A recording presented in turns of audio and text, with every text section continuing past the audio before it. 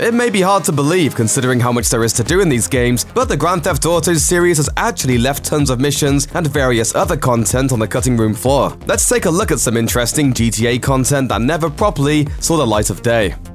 It's usually nice to feel wanted, not so in the Grand Theft Auto universe, where a higher wanted level means that you're in deep trouble with local law enforcement. Whether you've attacked a civilian or been unlucky enough to tap the bumper of a police car, your wanted level will steadily rise, signified by a series of stars at the top corner of your screen. With each star that fills in, the police presence and their corresponding gear heightens. Your only options are to evade the police, or in GTA 5, pay your buddy Lester to get the cops off your trail. The wanted level capped off at 6 stars in previous games, with the actual military occasionally being called in to take you down. GTA 5 seems to only go to 5 stars, but players digging in the game's code seem to believe there was originally a 6th star that was removed before release. Was this done to make the game's online component more balanced? Whatever the case, it's fun to imagine what kind of response a 6th star would have brought upon unlucky criminals in GTA 5. Oof, can you imagine?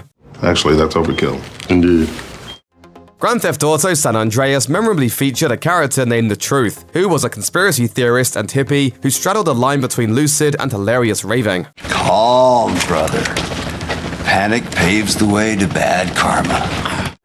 Voiced by the late Peter Fonda, The Truth was a friend of San Andreas protagonist CJ, sending him on missions to uncover various secrets hidden by the US government. He would also occasionally call into one of San Andreas' radio stations, claiming to have seen aliens firsthand. The Truth was a real trip, but there was one wild mission involving him that was left out of the full version of San Andreas. This mission, called The Truth Is Out There, involves CJ mounting a rescue mission after The Truth was taken captive by government agents in a mysterious military base called Area 69. Adding to The Truth's predicament was the fact that he had taken a bunch of psychedelics or hiding from the feds, making him even more agitated than usual. Some players have been so taken with the idea of this mission that there is a fan-made version of it that can be modded into the game.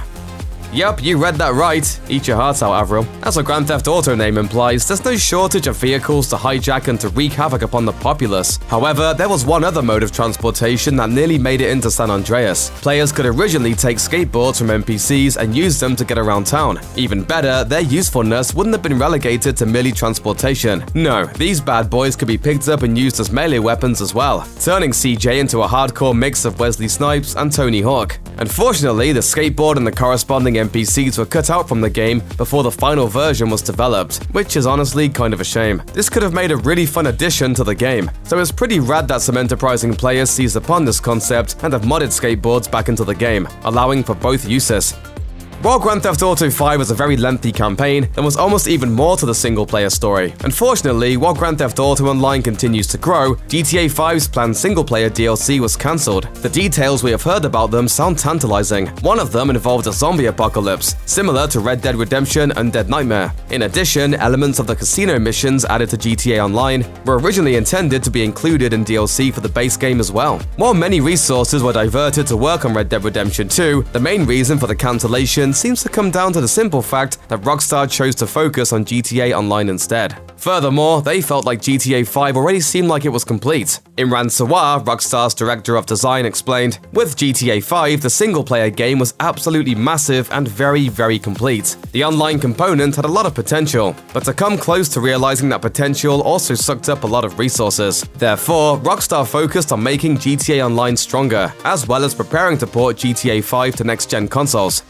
Apartment 3C is a location in Grand Theft Auto Vice City, wherein players can find a chainsaw and 2 bags of drugs next to a bathtub covered in blood. This is meant to be a reference to a deal gone bad in the film Scarface, but the apartment is infamous among Grand Theft Auto players because of how little is explained about its true nature. As with many GTA myths, there are conflicting reports as to the bloodstained apartment's significance. Some players say that there is actually a cutscene buried within the game that shows someone being murdered with a chainsaw in the apartment Leatherface style, accounting for the mess on the wall. However, there is no solid evidence that this cutscene exists. The original intention of the room was that it was a safe house that the player would earn following a violent mission given to them by the character Sonny Forelli, a Scarface-esque mafia boss. Times are changing. The families can't keep their backs turned while our enemies reap the reward. The mission was removed after the beta version of the game, however, and as it stands in the final version of Vice City, Apartment 3C is simply an eerie Easter egg. Check out one of our newest videos right here, plus even more SVG videos about your favorite stuff are coming soon. Subscribe to our YouTube channel and hit the bell so you don't miss a single one.